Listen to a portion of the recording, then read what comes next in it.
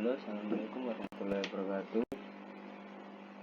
Perkenalkan, nama saya Setawa Hidayah Pamungkas. Kali ini saya akan menjelaskan tentang revolusi sistem komputer. Evolusi sistem komputer generasi pertama kira-kira menggunakan tabung vakum, menggunakan punch card, media penyimpanan magnetik, drum bahasa, mesin berkode biner. 2. Generasi pertama kira-kira tahun 1943 sampai 1956. ENIAC, Electronic Number Integrator and Calculation, dirancang oleh Mauchi and Eckert. 140 kW, listrik tabung vakum, resistor kapasitor 1500 kaki persegi ton. Generasi pertama kira-kira tahun 1943 sampai 1956. Kekurangannya adalah operasi kontrol I/O yang menghasilkan unjuk kerja keseluruhan sistem yang buruk. Skema modifikasi pengalamatan yang tidak efisien. Instruksi diorientasikan pada perhitungan angka sehingga pemrograman non-angka dan problem logis menjadi sulit. Tidak adanya fasilitas linking program seperti instruksi untuk memanggil subrutin yang secara otomatis menyimpan alamat program pemanggil aritmatika. Floating point tidak diimplementasikan khususnya karena harga perangkat keras yang diperlukan. Pada generasi pertama, karakteristik penggunaan tabung vakum dalam sirkuit elektronik dan mercury delay lines sebagai memori, drum magnetik sebagai media penyimpanan internal utama. Kapasitas penyimpanan utama yang terbatas, baik pemrograman bahasa simbol tingkat rendah, problem panas, dan pemeliharaan aplikasi, perhitungan change, proses payroll, penyimpanan record waktu siklus, milidetik, harga $5 per operasi, floating point, kecepatan pemrosesan 2000 instruksi per detik. Generasi kedua menggunakan transistor media penyimpanan magnetic core ditambah pita magnetik sebagai media penyimpanan eksternal. Pada generasi kedua, karakteristik menggunakan transistor untuk operasi internal, magnetic core sebagai media penyimpanan internal utama, mempunyai kapasitas penyimpanan yang lebih banyak, 4K, 32 byte, I/O lebih cepat, mempunyai bahasa pemrograman tingkat tinggi, COBOL, Fortran, Algol. Penurunan yang besar dalam ukuran dan panas yang dihasilkan, peningkatan kecepatan dan kehandalan aplikasi berorientasi batch waktu siklus, mikrodetik, biaya 50 sen per operasi floating point, kecepatan pemrosesan 1 juta instruksi per detik.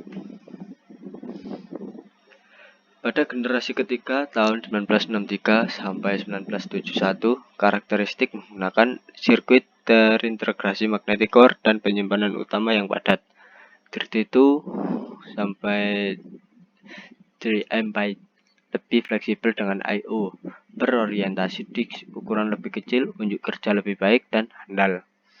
Penggunaan bahasa pemrograman tingkat tinggi lebih luas, munculnya komputer mini, pemrosesan jarak jauh, dan tim sharing melalui jaringan komunikasi.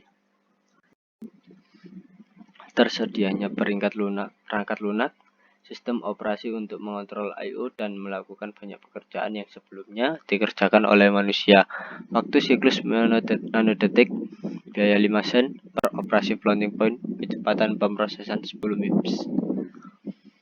Pada generasi keempat 1972 sampai kira-kira 1989, karakteristik menggunakan large scale integrated circuit, peningkatan kapasitas penyimpanan lebih dari 3 byte, dan kecepatan peningkatan dalam rancangan modular dan kompatibilitas antara peralatan hardware yang disediakan oleh pabrik yang berbeda.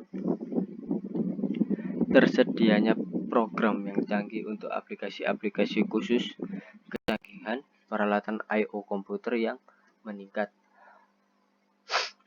penggunaan minikomputer, mikroprosesor, dan mikrokomputer yang ekstensif biaya 1:100 sampai 1 sen per operasi. Floating point kecepatan pemrosesan 100 MIP sampai 1 bips.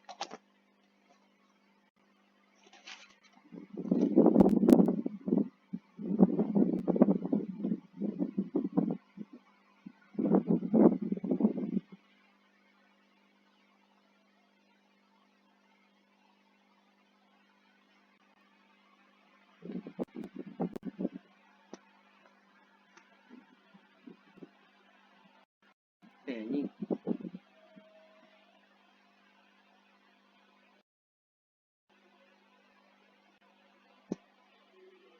bikin mari.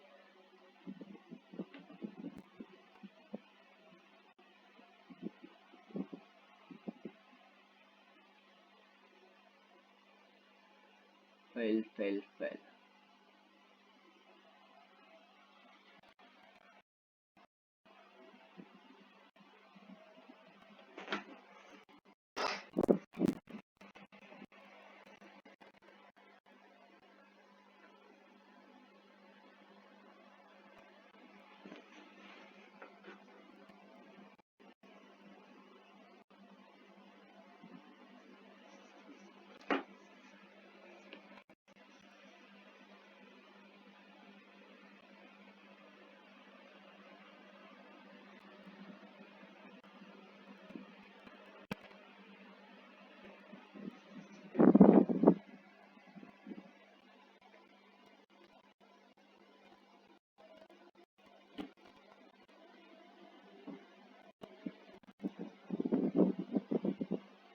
layar Microsoft ini ya, jadi kita cukup tekan tombol ini kan. Card media penyimpanan magnetik Menggunakan card media penyimpanan. Oh no, yo bung sepe mo.